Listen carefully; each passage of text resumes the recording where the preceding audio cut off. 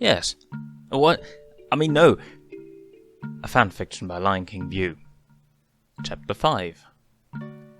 I think you're really cool.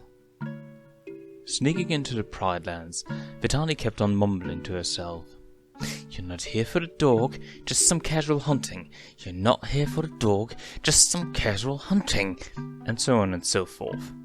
However, by sheer coincidence, Vitani encountered Kion not too far from her, sitting on a hill facing away from her. It seemed like he was calling someone. Then, without any warning or preparation, the clouds parted in a flash of light, and a ghost-like head of a lion appeared. Vitani quickly hid behind some shrubbery. He spoke to Kion. This is what he said. What bothers you, Kion? Kion hesitated. Grandfather Mufasa?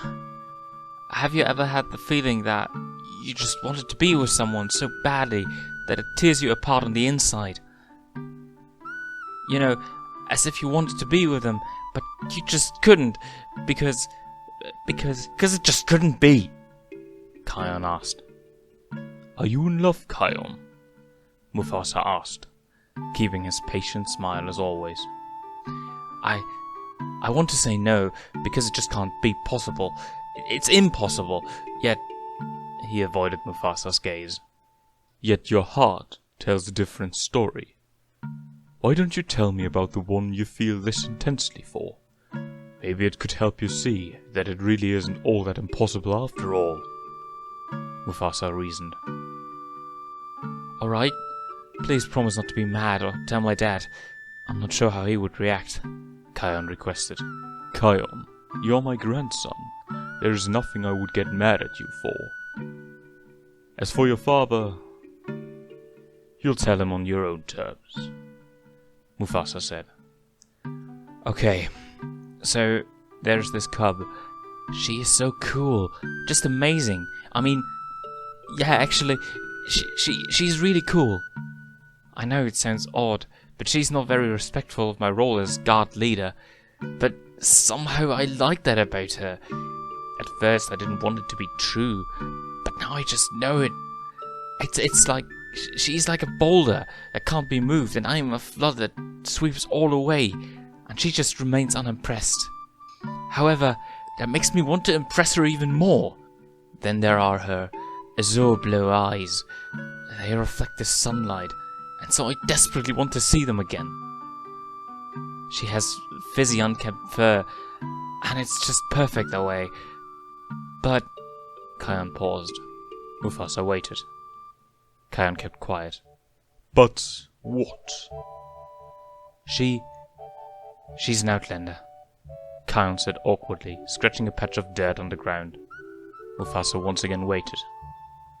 Once again, Kion kept quiet. And? Mufasa asked. What? Kion asked in confusion.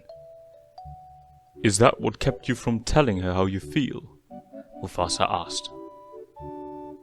And you thought I would be angry at you for having those feelings? Why would you think that?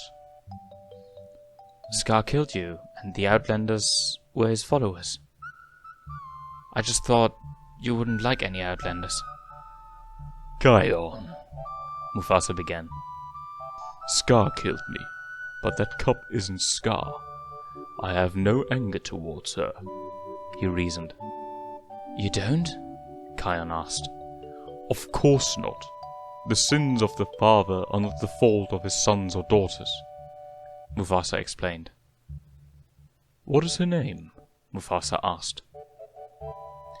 Vitani. Even her name is pretty, Kion said. Meanwhile, Vitani was blushing heavily behind the shrubbery.